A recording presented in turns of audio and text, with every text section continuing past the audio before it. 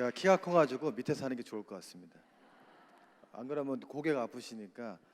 아베나 알라디 피사마와트 리야타카토스 이스무카 리야티 말라쿠토카 리타쿤 메슈에토카 카마 피사마 카달리카 라르트 خبزنا كفافنا أعطينا اليوم وغفر لنا ذنوبنا كما نغفر نحن أيضا للمذنبين إلينا ولا تدخلنا في تجربة لكن نجنا من الشرير لأن لك الملك القوة المجد إلى الأبد 아멘.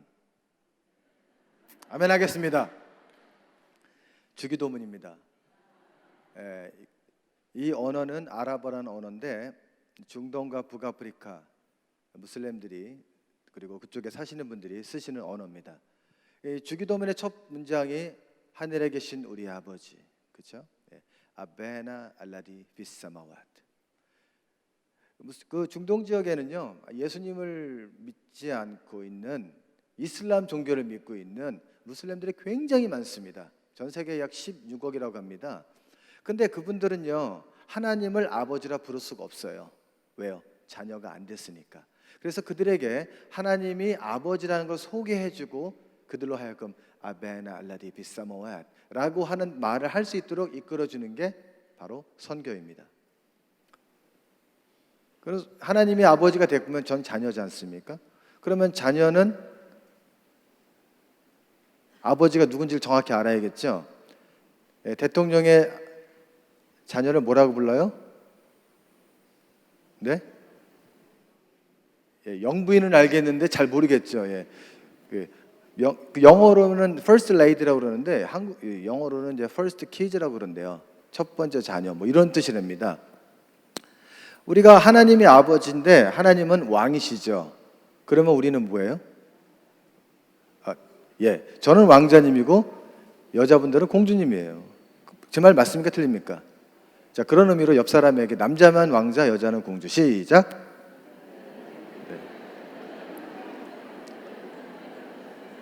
네, 굉장히 우리가 즐거워요. 왜? 왠지 모르게 신분이 세탁되는 느낌이야. 나 원래 안 그런데 괜히 왕자가 되고 공주가 된 기분이죠. 이것을 알려주는 게 선교예요. 당신이 누구고 하나님 안에 있으면은 당신의 신분이 이렇다라는 걸 알려주는 게 선교입니다. 저는 24살 때 선교사로 하나님이 부르셔서 27살 때 이집트에 선교사로 갑니다. 그때 아내랑 결혼해서 아내는 임신을 하고 그리고 이집트에 들어가서 그곳에서 세 자녀를 낳았습니다. 다 거기서 태어났어요. 그리고 오랜 세월을 살다가 지금은 레바논에서 살고 있습니다.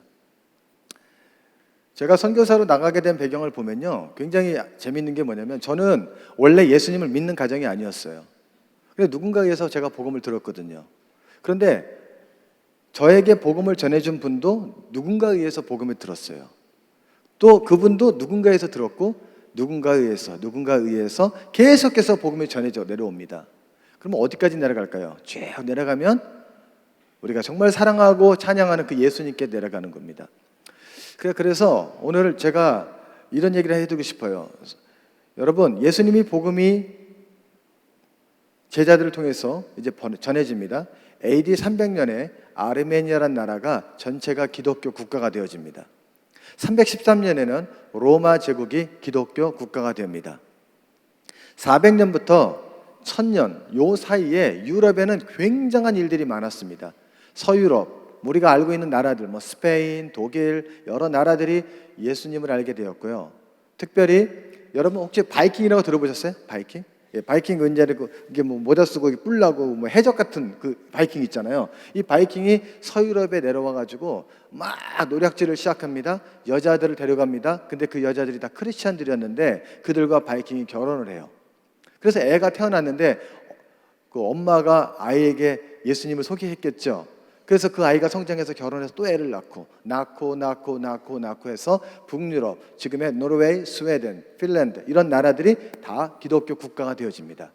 그러고 나서 이제 영국으로 복음이 들어가게 되고 그리고 교회가 좀 어려움을 당했었어요. 좀 타락하게 됐죠. 그래서 종교개혁이 일어나요. 그 종교개혁이 일어난 다음에 또 영국과 또 그 다음에 미국에서 굉장한 부흥운동이 시작이 되어집니다. 성령의 역사가 막 일어나요. 그런데 미국에서 엄청난 성령의 역사가 나타났을 때 거기서 많은 대학생 젊은이들이 은혜를 받습니다. 그리고 성령을 받는 동시에 선교에 대한 열정이 살아나서 구한말 우리 조선 땅에 선교사로 들어옵니다. 이름 되면 다 아는 선교사 언더우드, 아펜젤러. 그 당시에 그분들이 이 나라에 왔을 때 나이가 22, 23이었어요. 굉장히 젊은 나이에 그 당시에 여기 온다라는 거는 목숨 거는 일이었습니다. 배 타고 6개월 이상 거 있고요. 저희가 통계를 보니까 MK들, 선교사 자녀들 결혼해서 왔을 때 애들이 어렸겠죠. 20대니까 얼마나 어렸겠어요. 그 애들이 풍토병으로 또는 폐에서 많이 죽었습니다. 선교사님들만 죽은 게 아니라 MK들, 선교사 자녀들도 굉장히 많이 죽었더라고요. 죽었어요. 그리고 우리나라에 복음이 들어와서 우리가 잘 알고 있는 것처럼 1907년에 평양에서 엄청난 대부흥이 일어납니다. 그런 일이 일어났어요. 그러고서 한국교회에 엄청나게 복음이 전해지고 지금 한국의 교회 이름으로 선교사로 나간 저 같은 선교사가 굉장히 많겠죠. 25,000, 3만 명 됩니다. 어떻게 이런 일이 일어날 수 있을까요? 제가 좀 전에 말씀드렸던 그런 나라들 아니면 시간대를 보면은 300년, 313년, 1907년 이런 때를 뭐라고 부르냐면은 이거를 헬라어로 크로노스라고 불러요. 크로노스. 그 역사의 시간을 말하는 거예요. 그런데 매 순간마다 매년마다 특별한 일이 있던 것이 아니라 하나님의 때가 됐을 때 굉장히 놀라운 일이 일어납니다. 성경에 때가 참회라는 표현이 있죠. 그 때는 뭐라고 부르냐면 카이로스라고 부릅니다. 카이로스. 이런 단어 들어봤죠? 카이로스라는 단어. 근데 카이로스와 크로노스가 만나는 때가 있어요. 흐르는 시간이 쫙 있는데 카이로스가 이렇게 돌아요. 하나님의 시간, 하나님의 그 때가 딱 만날 때 뭔가 폭발적인 역사들이 막 일어납니다.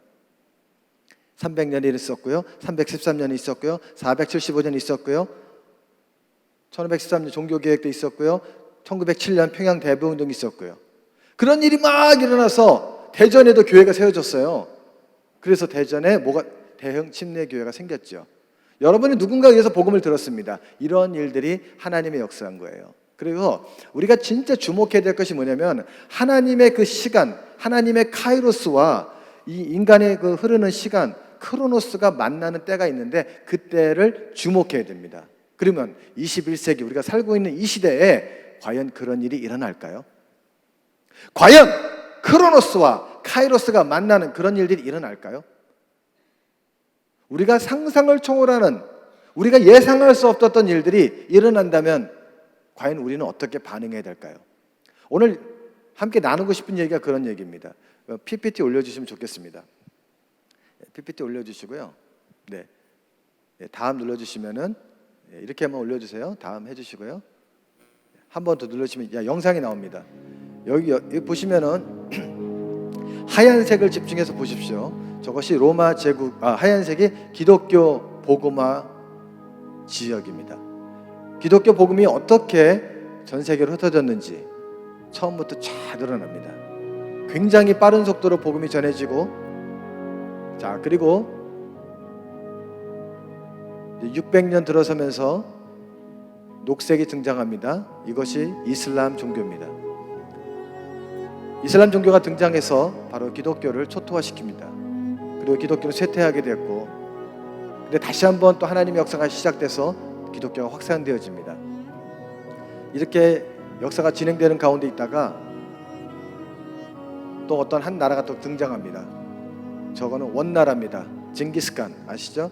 징기스칸이 등장해서 또 기독교가 또 어려움을 당하고 또 다시 한번 기독교가 일어나고 마치 오뚜기와 같이 일어났다가 쓰러졌다 일어났다 쓰러졌다 합니다. 그리고 종교개혁이 시작이 돼서 다시 한번 유럽에 하나님의 복음이 더 확산되어지고 선교사들이 발생되어서 남미와 또 유럽과 미국에 복음이 전해지게 됐고, 그리고 아시아에 선교사들이 오게 됩니다. 그리고 그 선교사들이 복음을 전하면서 또 여러 나라로 퍼지게 됩니다. 제가 좀 전에 말씀드렸던 바이킹 이야기 이런 거 있잖아요. 이 그림에 다 들어있어요. 자, 여기서 우리가 특징적으로 봐야 될 것은 하나님께서 어디에서 일을 하셨고, 그러니까 매번 똑같은 지역이 아닌 거예요. 특정 지역에서 계속해서 뭔가가 특별한 일이 일어나고 있다는 사실입니다. 자, 네, 제가 손 이렇게 하면은 다음 넘겨주세요. 예, 좋습니다. 요거 지도가 굉장히 중요합니다. 제가 인터넷을 뒤지다가 찾다가 이 그림을 발견한 순간 제 심장이 막 뛰었어요. 저 빨간 원이 뭘까요 도대체? 저 빨간 원은 바로 이겁니다. 네. 바로 전쟁 나고 기근 나고 홍수 나고 그런 동네를 표시한 지역입니다. 저것이 심할 때는 원이 더 커요. 약할 때는 조그맣고. 지금 하루에 기근으로 인해서 먹을 게 없어서 죽는 아이들이 하루에 몇 명인지 아세요? 4만 명입니다. 하루에 4만 명, 1년이 아니에요. 저렇게 전쟁이 난 지역, 전 세계 지금 약 30개 지역이 있고요. 이 중에 28개 지역이 이슬람 지역입니다. 자, 그러면 자, 보세요. 자, 지금 전쟁과 지진, 기근 나고 있는 지역이 있는데 저 빨간색 지역 있지 않습니까? 저 지역이 아까 우리가 봤던 그 그림하고 아주 흡사한 것입니다. 저 지역에서 많이 일어나고 있다는 겁니다. 자, 그러면 우리가 굉장히 중요한 리스트입니다. 이것은 세계 기독교 박해국 10대 박해국이 있는데 1위는 북한이에요. 근데 2위부터 10위까지가 어떤 나라인가 봤더니 다 이슬람 국가입니다. 전원 이슬람 국가입니다. 그런데 특징이 있어요. 파란색 박스로 딱 쳐져 있는 것을 보시면 2위, 3위부터 보면은 소말리아, 아프가니스탄, 수단, 시리아, 이라크, 이란, 예멘 이 나라들 하면 떠오르는 단어가 있습니다. 전쟁입니다. 현재 진행형으로 진행되고 있고 아직도 복잡한 문제 가운데 있는 나라들입니다. 자, 나라가 전쟁이 났어요. 그럼 어떻게 됩니까? 사람들은 피난 갑니다.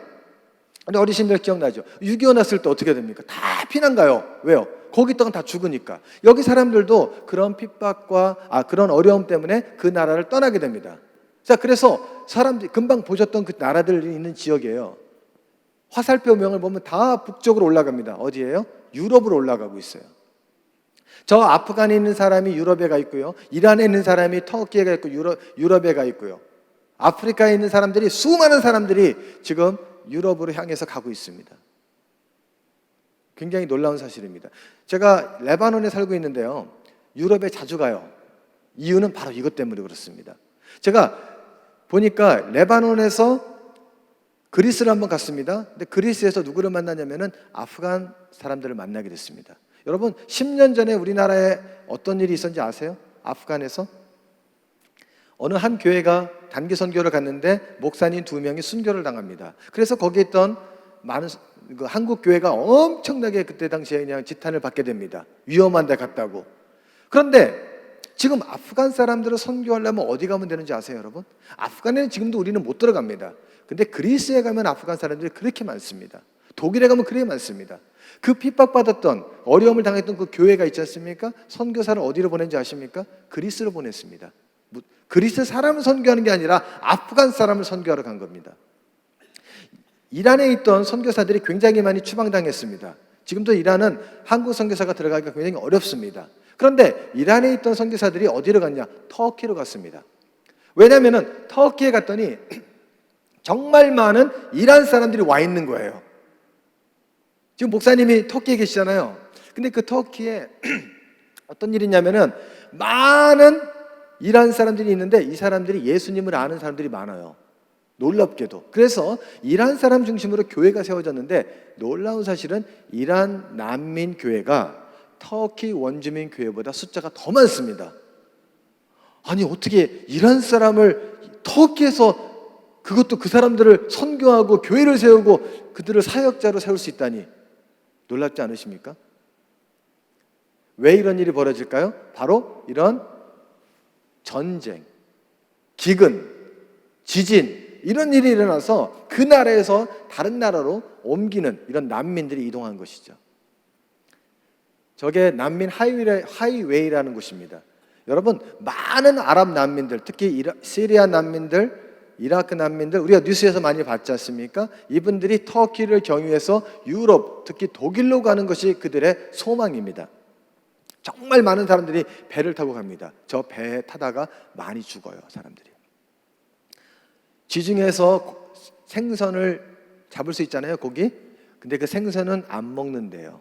이유는 난민들이 엄청나게 그 바다에서 죽었기 때문에 그 고기들이 그걸 먹었을 거 아니에요. 그러니까 그거를 먹으면 난민들의 살을 먹는다 생각하니까 사람들이 안 먹는다라는 말이 있습니다. 수많은 사람들이 유럽으로 갑니다. 여러분, 유럽이 어떤 곳입니까? 과거에 기독교가 부흥했던 곳이에요. 아까 보셨죠? 그런데 많은 유럽 교회가 죽었다고 그랬어요. 어렵다고 그랬습니다. 그런데 난민 이주민들이 유럽에 굉장히 많이 들어가게 돼서 교회들이 이들을 향한 선교가 시작이 되어졌습니다. 저는 중동 지역 선교사인데 유럽에 있는 선교사들과 만남이 시작됐어요. 우리끼리 얘기지만 유럽과 중동이 연애하고 있습니다. 옛날에는요, 중동 지역 선교사 그러면 굉장히 어렵다. 유럽 지역 선교사들은 굉장히 풍요하다 생각을 했지만 실제로 이런 난민 이주민 시대가 돼서 함께 만나서 하나님이 하신 일을 보게 됩니다. 제가 어느 날 독일의 한 거리를 지나가고 있는데 저쪽에서 한 아랍 청년이 걸어와요. 대번에 알아봤습니다. 아랍어로 했어요. 마르하바. 대번에 알아듣죠. 근데 그 친구하고 5분 얘기해서 제가 성경을 줬어요. 그 친구는 리비아에서 왔습니다. 얼마 전에 그리스 가가지고 여러 청년들을 만났습니다. 그분들은 다 예멘에서 왔습니다. 아니, 제가 왜 예멘 사람을 그리스에서 만나고 그들에게 복음을 그리스에서 전하고 있을까요? 과거에는 선교사들은요, 레바논 선교사면 레바논 사람, 뭐 아프간 사람이면 아프간 이렇게 해야 되지 않습니까? 그런데 지리를 초월해서 민족들을 만날 수 있는 장소가 바로 유럽이에요. 굉장히 놀랐습니다. 수백만 명의 난민이 와 있습니다. 자, 그럼 우리나라에는 몇 명이나 난민 이주민이 와 있을까요? 얼마 전에 예멘 난민 500명 때문에 나라가 시끌벅적했죠. 그죠? 우리나라에 이주민이 240만 명입니다. 현재 우리나라 숫자 10년 안에 우리나라는 1000만 명의 이주민이 온답니다. 우리나라 인구가 4,500만 정도 되는데 생각해 보십시오. 왜 그럴까요? 애를 안 낳아서 그래요. 나라가 움직이려면은 한 가정이 결혼해서 애를 2.5명을 낳아야 됩니다. 그러니까 3명을 낳아야 된다는 얘기입니다. 3명 자녀, 어르신들이 있을 수 있겠지만 요즘 젊은이들은 어려운 얘기입니다. 그러니까 국가가 운영이 안 돼서 결국은 노동력이 와야 되는데 이주민들이 오게 돼서 나라에 들어오게 되는 거죠. 그런데 그분들이 우리나라에 와서 일을 하고 돈을 벌어요. 그런데 우리는 뭘 봐야 되냐면 선교적 관점으로 봐야 됩니다. 전 세계 200개 국가의 나라들이 민족들이 우리나라에 와 있대요. 그들에게 만약에 복음을 전하면은 그 사람이 원래 출신 국가는 어떻게 될까요? 한 선교사님은 이렇게 했답니다. 어떤 이주민이 왔는데 복음을 전했어요. 예수님을 믿었습니다. 영상 편지를 찍은 거예요. 그리고 이 사람이 영상 편지 찍고 마지막에 부모님에게 남기는 메시지 중에 엄마 아빠 내가 예수님 믿으니까 너무 좋아. 그런 거 한 거예요. 자, 그럼 영상 편지를 제작해서 누구한테 보내냐면 그 나라에 있는 선교사에게 보내줍니다. 이 선교사님은 그거와 함께 주소를 가지고 그 가정을 찾아가요. 그리고 영상을 보여줍니다. 엄마 아빠가 그걸 보면서 얼마나 감동되겠어요. 자기 새끼 나오니까 얼마나 좋아하겠어요. 근데 마지막에 뭐라 그래요? 엄마 아빠 내가 예수님 믿으니까 너무 좋아. 그러니까 이 부모님들이 마음이 열리겠죠. 그런 얘기 들으면요. 자, 근데 그 옆에 누가 앉아 있어요 지금? 선교사님이 앉아 계세요. 제가 그럴 줄 알고 있지요. 그러면서 이제 복음을 전하는 거예요. 생각해 보세요. 내가 한국에서 사랑을 해줬어요. 예수님의 이름으로. 근데 이게 선교지에 복음으로 이어지더라 이거예요. 지금 그런 시대예요. 놀랍지 않으세요, 여러분? 그럼 계속 보여. 자, 이건 레바논 지도입니다. 여러분, 레바논 저 빨간 점이 뭐냐면 난민촌입니다. 굉장히 많은 난민들이 레바논에 있고요. 시리아 난민 150만 명이 있습니다. 여러분, 터키에는 350만의 시리아 난민이 있고요. 이라크, 예멘, 이란, 아프가니스탄 난민 통틀어서 450만 명이 터키에 있습니다. 굉장히 중요한 나라예요. 그래서 목사님이 가신 거예요. 거기 있는 선교사님들 만나러. 제가 터키를 자주 가요. 터키에서요, 터키 사람 만나는 게 아니라 이란 사람, 아프간 사람, 예멘 사람, 시리아 사람, 온갖 종족들이 거기 다 있습니다. 제가 크로노스와 카이로스가 만나는 거 얘기해 드렸지 않습니까? 그러면은 레바논 이야기를 통해서 어떻게 하나님의 시간 그 카이로스와 크로노스가 만나는지, 그럼 어떤 일이 일어나는지 그걸 제가 잠깐 소개해 드릴 거예요. 그런데 이런 일들은요, 저희 레바논, 저희 지역 정바울 선교사가 일하는 곳만 일어나는 것이 아니라 여러 지역, 여러 선교사님을 통해서 일어나고 있는 이 시대의 현재 진행형입니다. 그것을 한번 들어보십시오. 자, 난민촌 모습이에요. 굉장히 열악해 보이죠? 네, 저런 천막에서 벌써 7년째, 8년째 시리아 사람들이 살고 있습니다. 제가 있는 지역은 약 50만 명의 시리아 난민들이 거주하고 있는 곳입니다. 하나님께서 7년 전에 시리아 난민들에게 복음을 전하라는 사명을 주셨어요. 그래서 아이들에게 복음을 전하기 시작했습니다. 그 당시에 저와 아내 2명만 한국 사람이었습니다. 그 지역에는 아무도 한국 사람이 없는 지역이었어요. 이 아이들에게 복음을 전하는데 검은 히잡을 쓰고 있는 아이가 있는데요. 한 5주 지나니까 이 아이가 사라졌어요. 성경을 가르쳤는데. 왜냐하면 시리아로 돌아갔대요. 그다음부터 이 아이를 볼 수가 없었습니다. 이 아이는 창세기부터 순서적으로 성경을 배웠는데 다윗까지만 들었어요. 그리고서 이 아이는 사라진 거예요. 예수님을 못 들었어요. 마음이 너무 힘들었어요. 하나님, 이 아이가 예수님을 들어야 되는데 어떻게 하면 되겠습니까? 난민들이 너무 빨리 이동을 해버리는 거예요. 그때 주님이 주신 감동이 이거였습니다. 빨리 전해라. 그래서 하나님이 주신 지혜가 바로 이거였어요. 영상, 미디어를 활용하는 겁니다. 바로 예수 영화를 난민들에게 상영하기 시작했어요. 난민들은 다 무슬림들이었습니다. 영화를 상영하는데 저 천막 안에는 60명의 무슬림들이 처음으로 예수님의 복음을 영화를 통해서 듣습니다. 한참 영화를 보고 있는데 저쪽 천막에서 청년 3명, 수염이 이렇게 나고 울그락불그락 생긴 정말 못생긴 3명 청년이 들어오면서 저한테 핍박을 하기 시작합니다.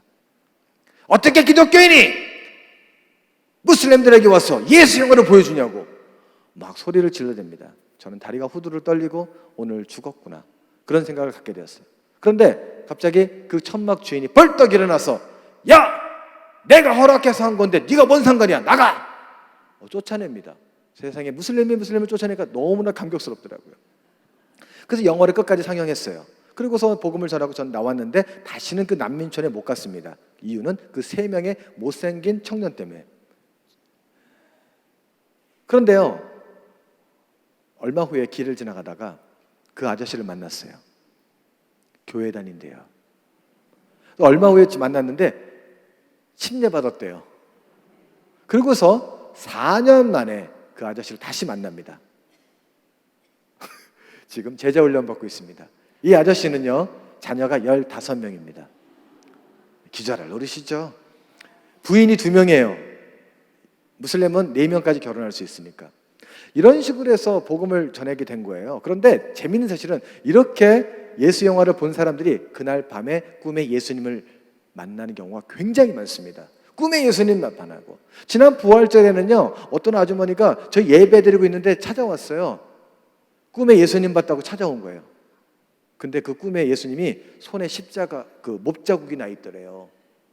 이 아주머니가 부활한 예수님까지 만난 거예요. 그런 일이 막 일어나는 거예요. 이런 식으로 굉장히 많은 복음이 전해졌는데 제가 예수 영화를 무려 2년 반 동안에 110번을 보여줬습니다. 저도 110번 보면서 눈물을 흘리고 그렇게 해서 정말 많은 사람들이 복음을 들었어요. 3,814명. 많은 숫자가 듣게 됩니다. 하나님께서 이렇게 일하게 되신 거예요. 그리고 나서 이 아저씨는요, 성경을 처음으로 읽고 있습니다. 이 성경을 읽는데요, 무슬림이 성경을 읽으면 변화됩니다. 제가 이집트에서 14년을 살았는데 그곳에서 성경을 나눠준 숫자는 딱 5번이었습니다. 한데 시리아 난민들에게 성경을 어느 날 나눠줬는데요, 말씀을 전하고 나눠주는데 하루에 60권을 준 거예요. 2명이 못 받았어요. 나는 왜 성경책 안 주세요? 무슬림이 성경책 달라고 저한테 화를 냅니다. 자기 못 받았다고. 아니 어떻게 이런 일이 일어날 수 있을까요? 그래서 여러분 생각해 보세요. 하루에 60권을 줬다면 지금까지 얼마나 많은 성경을 그들에게 줬을까요? 카이로스와 크로노스가 만나니까 예상치 않은 일들이 막 벌어집니다. 아이들이 성경을 받고 좋아합니다. 왜? 성경을 읽으면 변화돼요. 근데 어느 날 어떤 아저씨가 쪽지를 주머니에 넣어줍니다. 저기 내용을 보면은 제 이름은 누구누구입니다. 저는 몇 살인데 저는 그동안에 많은 죄를 지었습니다. 저는 죄 용서만 받고 싶습니다. 예수님을 알고 싶습니다. 비밀리에 알고 싶습니다. 저희 집 주소가 이거고 제 전화번호 이겁니다. 저를 만나주세요. 저런 일들이 일어나더라고요. 글을 모르는 남자 형제가 저를 찾아왔습니다. 글을 배우다가 예수님을 믿었습니다. 근데 성경을 읽을 수가 없잖아요. 근데 부인이 찾아왔어요. 그 부인의 이름이 헤바예요. 헤바는 이름이 뜻이 선물이라는 뜻입니다. 근데 헤바가 찾아와서 복음을 듣고 예수님을 영접했어요. 근데 그 헤바는 고졸입니다. 성경을 읽을 수가 있어요. 그래서 성경을 주면서 헤바, 이거 성경책 남편에게 읽어 좀 해봐. 알았지? 그렇게 해봐. 헤바가 해보겠대. 그래서 성경을 읽어줬대요. 몇 개월 후에 그 남자를 만났어요. 남편을. 성경을 읽어줬대요. 믿음이 성장합니다. 근데 놀라운 사실은 이 헤바가 성경을 읽다가 은혜로운 구절 나오면 다른 사람에게 카카오톡으로 찍어서 보내준답니다. 할렐루야. 자, 누가 누구에게 좀 말씀을 나누는 거예요? 무슬림이. 와, 이런 일이 막 일어나는 거예요. 자, 그래서 그때 깨달은 게 뭐냐면, 여러분, 무슬림들도 다 스마트폰 씁니다. 난민들도 스마트폰 씁니다. 우리만 쓰는 게 아니에요. 그래서 스마트폰으로 성경 이야기 듣고, 저 아이는요, 아이패드로요, 예수 영화를 혼자서 보고 있습니다. 자, 그래서 저희 스마트폰에다가 저런 SD 카드, 거기다가 예수 영화, 오디오 성경, 복음에 관련된 자료들을 잘 만들어가지고 그들에게 주는 일을 하는 거예요. 저렇게 해서 빠른 속도로 복음을 전해줍니다. USB 하나 폰에다 꽂아가지고 자기 전화기로 예수 영화를 보게 합니다. 여러분, 불과 20년 전에요, 성경책을 들고 사우디아라비아 나라 들어가지 않습니까? 공항에서 걸리면 추방당했어요. 감옥 갔어요. 그리고 TV 방송 시대가 열렸습니다. TV로 통해서 많은 복음이 전해졌습니다. 그런데 각 집에 TV는 한 대예요. 누가 들어오면 TV 꺼야 돼. 그러다가 인터넷 시대가 열립니다. 인터넷으로 다운로드 받아서 성경을 컴퓨터로 보는 시대가 열렸습니다. 와, 너무 좋죠. 근데 누가 들어오면 또 컴퓨터 꺼야 돼요. 근데 지금 시대는요, 각자 스마트폰 다 씁니다. 그래서 각자 복음을 다 듣고요, 성경 읽고 다 합니다. 지금 그런 시대예요. 굉장히 빠른 속도로 복음이 전해지고 있습니다. 전 세계가 난립니다. 제가 여기서 카톡 메시지를 미국에 있는 친구에게 보내면 실시간으로 보죠? 네, 그런 거예요. 난민들 똑같이 합니다. 아까 유럽에 갔던 난민들 있지 않습니까? 그 사람들이 유럽에 낯선 곳에 가가지고 제일 먼저 물어보는 게 뭔지 아세요? 와이파이 어디 있냐고 물어봐요. 밥 먹을 때 어디가 아니라 와이파이 어디 있냐고. 우리 그렇지 않습니까? 또 와이파이 찾고 똑같이 합니다. 이게 선교의 굉장히 중요한 사건이에요. 여기 버스 안에서 청년들에게 나눠줬더니 너무 좋아하는 거예요. 신기하잖아요. 자기 폰에서 뭐가 나오니까. 그래서 버스에서도 뭐 전도하고 막 그렇습니다. 그래서 제 책상에서 이런 걸 만들어내는 거예요. 이게 카이로스와 크로노스가 만나니까 하나님이 주신 지혜예요. 그래서 전도지 주면 그냥 버리기도 힘들어. 그런데 이런 거는요, 버리지도 못해요. 너무 좋아가지고 갖고 있습니다. 이 빨간 옷 입은 아줌마 이름은 와르됩니다. 한국말로 꽃이에요. 별명 이름이 꽃순이입니다. 꽃순이는 나이가 30살이었는데 저 당시에 결혼한 지 7년 됐는데 애가 없어요. 꽃순이의 몸매나 옷을 보면 상당히 꽃순이 같죠. 근데 결혼을 했는데 애가 없으니까 얼마나 힘들겠어요. 근데 저희 팀을 만나고 기도를 받고 했는데 임신을 한 거예요. 병원에 갔더니 임신을 하는데 꽃순이가 그 사실을 안 믿었어요. 자기는 임신 못한다 진단 받았다고 옛날에. 쌍둥이를 임신했습니다. 그 사실이 난민촌에 알려진 거예요. 야, 꽃순이가 임신했다며. 일면 기사에 꽃순이 쌍둥이 임신하다. 딱 나온 거예요. 너무나 놀라운 사실이었습니다. 그래서 난민촌에서 이 사실이 알려지고 나서 얼마 후에 저희 여성 모임을 하는데 낯선 여자들이 찾아오기 시작했어요. 모임이 끝나고 나면 어떻게 할까요? 앞에 쭉 나와서 기도해 주세요. 우리도 애가 필요해요. 뭐 이러는 겁니다. 그리고 나서 꽃순이가 쌍둥이를 낳습니다. 야, 이 사실이 나니까 동네가 난리 났겠죠. 이게 진짜다. 그런데 어느 날 꽃순이가 전화가 왔습니다. 목사님, 7가정 모아놨습니다. 성경 공부해 주세요. 자기가 간증하니까 사람들이 궁금해하는 거예요. 이런 일이 카이로스 크로노스가 만나면 일어나는 거예요. 검은 옷 입은 아줌마는 꿈에 아브라함이 나타났대요. 아브라함, 넌 내 딸이야. 내가 널 지켜줄 거야. 해석이 안 돼요. 만났죠? 당연히 복음 전했죠. 예수님 믿었어요. 이 아주머니가 기도를 했는데 응답받아가지고 응답받은 사건이 생겼습니다. 근데 아주머니가 저희 모임에 오는데 2명을 전도해 갖고 왔어요. 제가 전도하라는 얘기 안 했거든요. 근데 아주머니가 데리고 온 거예요. 근데 아주머니가 자기가 기도 응답받은 얘기를 여성 모임에 나누는데 예배가 끝나니까 어떤 아주머니가 찾아옵니다. 목사님, 제가 세탁기가 없어서 그러는데 세탁기를 위해서 기도해 주세요. 세탁기 저한테 사달라는 얘기죠. 사달라는 얘기죠. 왜 기도했어요? 하나님 아버지 세탁기가 없답니다. 세탁기를 시키십시오. 그러고 나서 이제 얼마 후에 아주머니가 저녁에 집에 있는데 누가 찾아온 거예요. 문을 딱 열었더니 이 집에 세탁기 필요한 사람 있지 않으십니까? 세탁기를 가져왔어요. 안 믿어지시죠? 그 아주머니가 다리가 깜짝 놀란 거야. 야, 이게 뭐야? 그 다음 주에 저 아주머니가 여성 모임에 와서 그 세탁기 간증을 합니다. 내가 지난주에 기도했는데 이런 일이 있었다고. 모임 끝나니까 여자들이 줄 섰어요. 저도 세탁기. 그런 일들이 막 일어난 거죠. 왜요? 카이로스와 크로노스가 만나니까. 눈이 엄청 옵니다. 레바논이요. 겨울에 산도 높아요. 해발 2,000m도 많아요. 자, 그런데 이 차가 19년 된 오래된 차입니다. 예수 영화를 상영하기로 남미나가 약속을 했는데 전날 폭설이 온 거예요. 그래서 산을 넘어갈 수가 없는데 아침에 하나님이 감동을 주세요. 가라. 감동이 오는 거예요. 그래서 저하고 아내하고 선교사님하고 차를 타고 올라갑니다. 차들이 쭉 길을 서 있는 거예요. 못 가겠는 거예요. 그런데 어느 차가 싹 올라가는 거예요. 위로 산으로 올라갑니다. 우리나라 그럼 대관령 옛날에 넘어가는 그런 것 같은 거예요. 아니 저 차는 되고 왜 내 차는 안 됩니까? 저 차는 사륜구동이니까 되는 거다. 당신 차는 사륜구동 맞습니까? 그래서 제가 당신이 가서 확인해 보라고 그 제 차 뒤를 갖다 보더니 저기 4WD라고 써 있잖아요. 저게 뭔 뜻이에요? 사륜구동입니다. 근데 저건 스티커예요. 스티커. 저거는 그냥 중고차 제가 샀는데 전 주인이 붙여놓은 거야. 사륜구동 하고 싶어가지고. 저거 이륜구동이거든요. 그랬더니 보더니 사륜구동 맞네. 통과. 산에 올라갔는데 또 한 번 교통경찰이 잡습니다. 사륜구동 맞냐고. 맞다고. 딱 보더니 맞네? 그리고 가는 거예요. 산의 정상에 도착했습니다. 눈이 얼마나 왔는지 길이 막 미끄럽습니다. 상상을 초월합니다. 옆에 낭떠러지였어요. 이거다가 죽겠구나. 두려움이 엄습해 왔습니다. 간신간신히 난민천에 도착해서 예수 영화를 상영합니다. 끝나고 나더니 어떤 남자가 저를 찾아와요. 저분이 정말 구원자 예수님 맞냐고. 6년 전에 자기가 꿈에 똑같이 생긴 분을 만났는데 내가 누군지 몰랐다.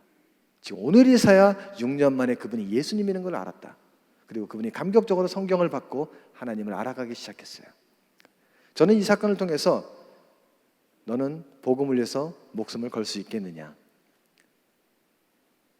세상은 막는데 하나님이 저런 가짜 스티커도 활용하시더라 이거지. 그래서 사람들이 이렇게 많이 모이게 된 거예요. 막 모이고 또 부활절날 행사하는데 이렇게 많이 모이고 그랬습니다. 여자들을 이렇게 제가 남자인데 여성 사역을 7년간을 했어요. 3년간을 했습니다. 한참 말씀을 이제 전하려고 준비하고 있는데 밖에서 소리가 시끄러워요. 2명의 검은 옷을 입은 여자, 냄새가 얼마나 나는지 제가 도저히 가까이 갈 수가 없었습니다. 우리 애들이 배고파서 그러는데 먹을 것 좀 주세요. 분유 좀 주세요. 근데 제가 예배를 해야 되는데 이거 큰일 났다. 마음속에서 하나님 이런 감동을 줘요. 도와줘라.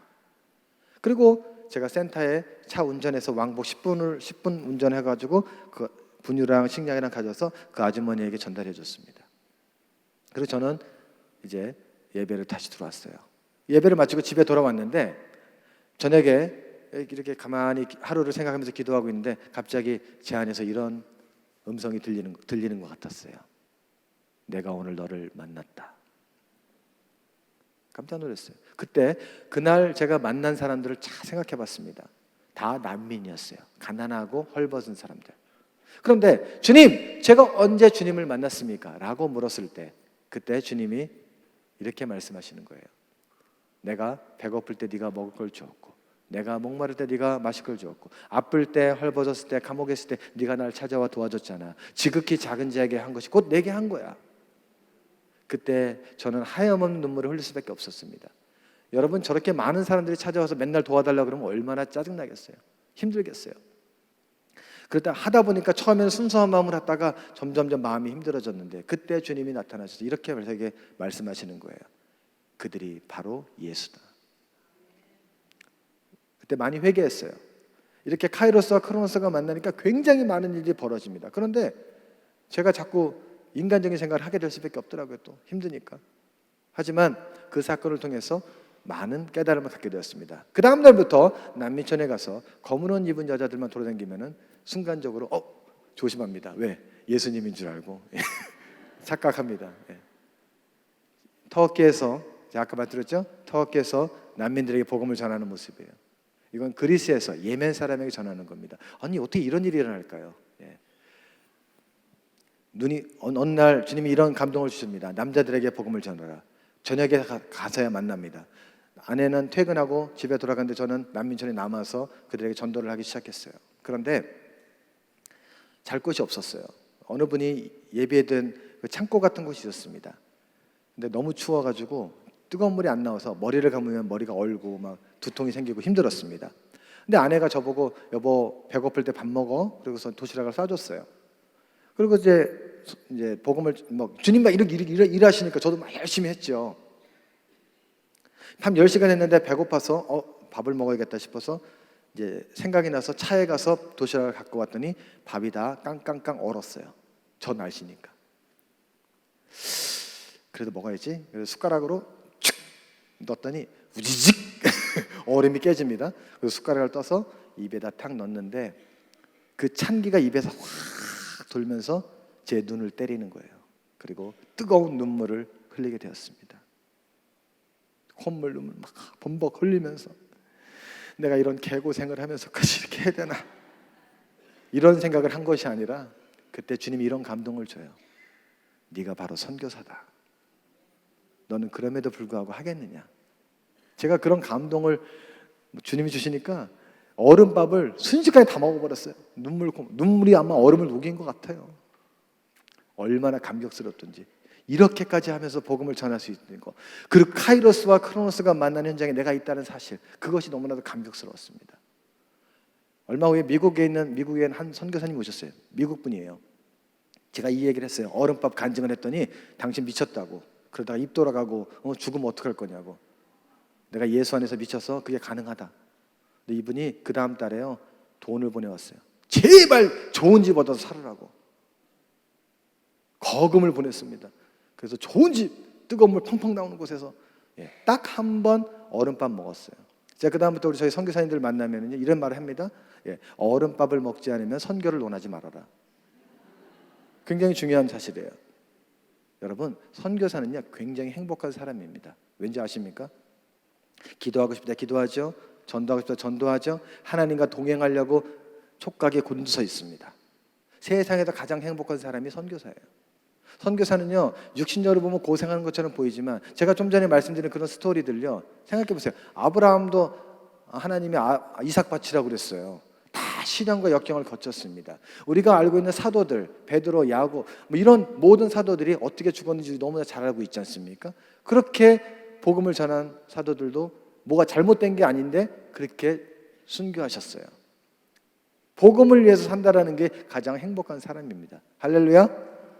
아까 좀 전에 목사님 저 소개할 때 좀 약간 선교사 티가 별로 안 나잖아요, 그죠? 제가 일부러 갖고 와요. 왜요? 선교는 이런 거예요. 선교는요 고생이 아니에요. 주님을 위한 그 고난에 동참하는 거고요, 굉장히 행복한 것입니다. 우리 애들 기도하는 거 보세요. 자, 다음 보세요. 여기 무슬림 애들인데 다 저렇게 기도하는 애들이 된 거예요. 하나님 일하셔서. 제 딸입니다. 예쁘죠? 대학 3학년입니다. 이름이 순진이에요. 순진한 사람이 은혜 받습니다. 그 다음, 그러면 은혜는 왜 줘요? 순종하라고. 둘째 아들 우리 이름이 순종이에요. 대학교 1학년이에요. 자, 셋째는 순영이. 아까 기도하신 집사님 순영 집사님이지만요, 쟤도 순영입니다. 순수하게 영광 돌려라. 그래서 순진이, 순종이, 순영이 삼순이죠. 저를 정바울로 기억하지 말고 삼순이 아빠로 기억하시면 좋겠습니다. 저희 아이들 3명 모두가 난민촌에서 같이 사역을 했어요. 그리고 지금 다 대학 들어와서 했고 3명 다 선교사로 헌신해가지고 지금 준비하고 있습니다. 제 아내입니다. 아내가 같이 왔습니다. 아내는 아동과 미술 전문가인데 애를 치료도 해주고요, 저렇게 치료도 해주고 또 이발도 해줍니다.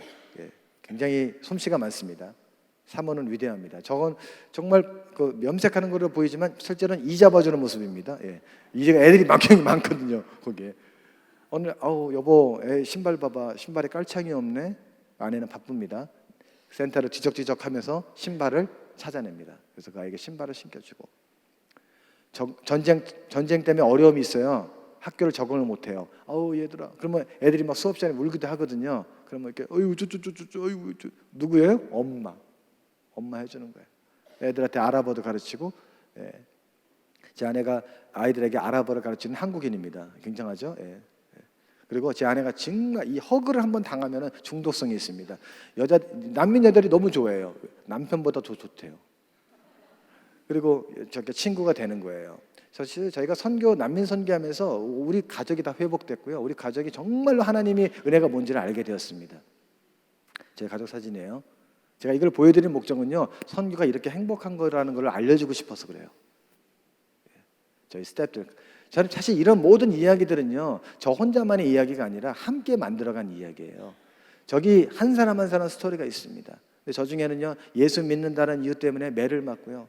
어떤 아이들은요, 얼마 전에 그 라마단 기간이라는 게 있어요. 라마단 금식월. 그때 금식을 하는 가운데서 그 오빠에게 쇠 파이프로, 쇠 몽둥이로 매를 맞으면서까지, 그러면서까지 저희 같이 모임에 나오고 그런 사람도 있습니다. 간증이 눈물이 없으면 들을 수 없는 개개인의 간증이 있는데, 하나님이 신실하게 그 카이로스와 크로노스가 만나서 일하는 현장에서 저분들이 다 함께 예배할 때 굉장한 일들이 일어나는 거죠. 저희가 같이 일하고 있는 지역 그 사역 이름을 사랑의 하우스라고 부릅니다. 그 사랑의 하우스에서 일어난 일들, 뭐 말로 다 하려고 그러면 굉장히 많은 시간 걸리겠는데, 제가 비디오로 잠깐만 보여드릴게요. 보시면은 그런 어려운 상황에서 하나님께서 어떻게 무슬림들을 변화시키시고 어떻게 이들이 기도하는지 보겠습니다.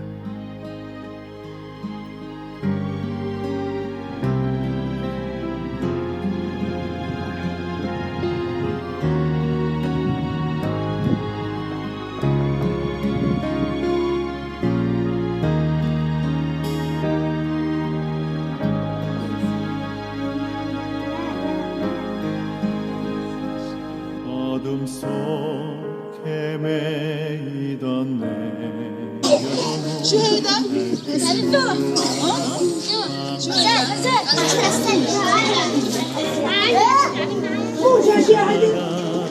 영광의 빛이 나를 향해 비추어 주셨네.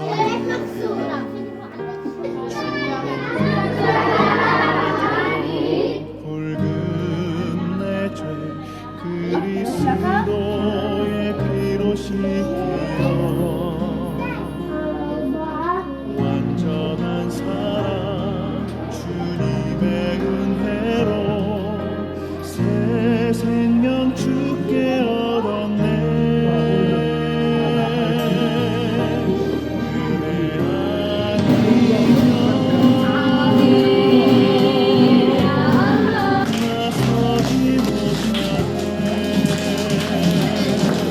واحد اثنين ثلاثة.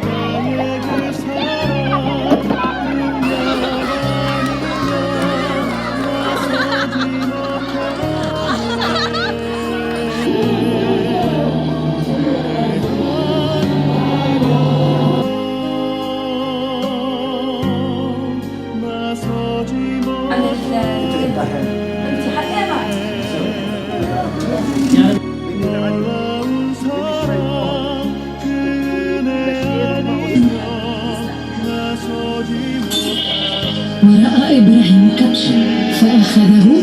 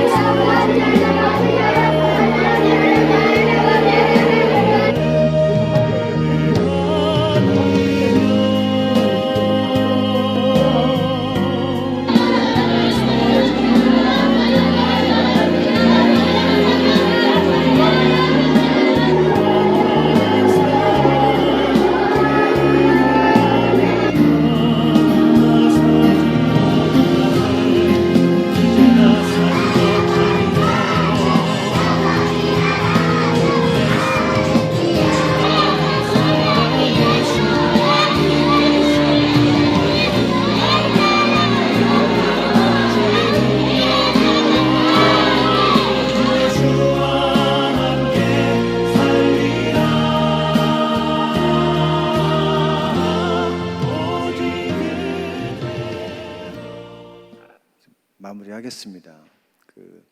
전쟁 때문에 많은 것을 잃어버린 분들이에요. 난민들이. 어떤 한 분이 이런 말을 했어요. 나는 집도 잃어버렸고 가족도 잃어버렸고 나의 직장, 꿈, 모든 것을 이 전쟁 때문에 잃어버렸다. 그런데 레바논에 와서 예수님을 발견했다. 전쟁은 인간의 욕심으로 일어난 아주 안 좋은 거죠. 나쁜 거죠. 하지만 그 계기를 통해서 수많은 사람들이, 지금도 전 세계에 약 7천만 명이나 되는 난민 이주민이 발생했고요. 그들이 복음을 듣지 못한 지역에 있다가 복음을 듣기 용이한 지역으로 오게 되었습니다. 자, 여기 보시면은 하나님은요 중요한 선교 전략이 있어요. 그건 바로 선택입니다.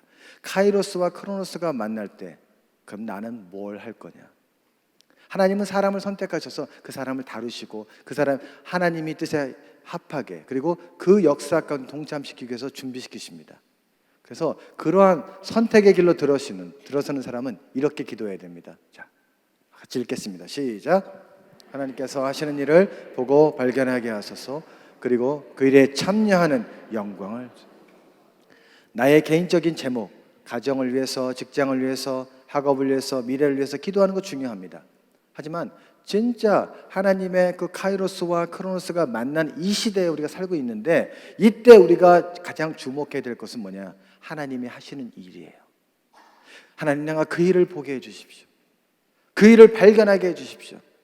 오늘 여러분 조금이라도 그런 걸 들으신 거예요. 그리고 이렇게 기도합니다. 그 영광스러운 직분 가운데 나를 초청해 주세요. 내가 참여할 수 있도록 해주세요. 내 힘으로 하는 거 절대 아닙니다. 주님이 우리를 불러서 그 일 가운데 동참시켜 주는 겁니다. 믿으십니까? 그러고 싶지 않으십니까? 우리 같이 행복한 선교하는 그런 하나님의 자녀, 얼마나 멋있을까요? 우리 같이 한번 기도하겠습니다. 지금도 살아서 역사하시는 하나님 아버지, 주님의 은혜가 너무나도 크고 감사합니다. 전 세계 속에서 정말 많은 난민과 이주민 사이에 하나님의 놀라운 역사가 일어나는 것을 보게 되어집니다. 하나님, 이 일 가운데 우리가 동참할 수 있도록 은혜를 허락하여 주옵소서. 우리를 불러 주시옵소서. 우리 교회를 써 주시옵소서. 그래서 하나님의 그 영광 가운데 우리가 거할 수 있도록 해주시고, 그런 말미암아 하나님, 우리가 살아가는 인생의 목적이 하나님 나라와 복음을 위해 사는 것이 무엇인지 발견하게 하여 주옵소서. 하나님, 오늘 우리가 시리아 난민, 또 전 세계에 있는 난민에 대한 이야기를 잠깐 살펴보았습니다. 하나님, 이 일 가운데 하나님의 시간인 그 카이로스와 우리의 흐르는 역사의 시간 크로노스가 만나는 그 현장들을 보았습니다. 이 일 가운데 동참하고 있는 많은 선교사들과 또 교회들 가운데 하나님 더 큰 은혜를 주시옵소서. 그리고 예수님 오실 때까지 계속해서 이런 일들이 진행될 것으로 보고 있는데, 하나님 아버지, 우리가 깨어서 기도하게 해주시고, 하나님 아버지, 이 모든 일 가운데 하나님의 놀라운 섭리를 우리가 발견하게 하여 주시고, 더욱더 이 일 가운데 우리가 힘낼 수 있도록 축복하여 주시옵소서. 살아계신 예수님의 이름으로 기도합니다. 아멘.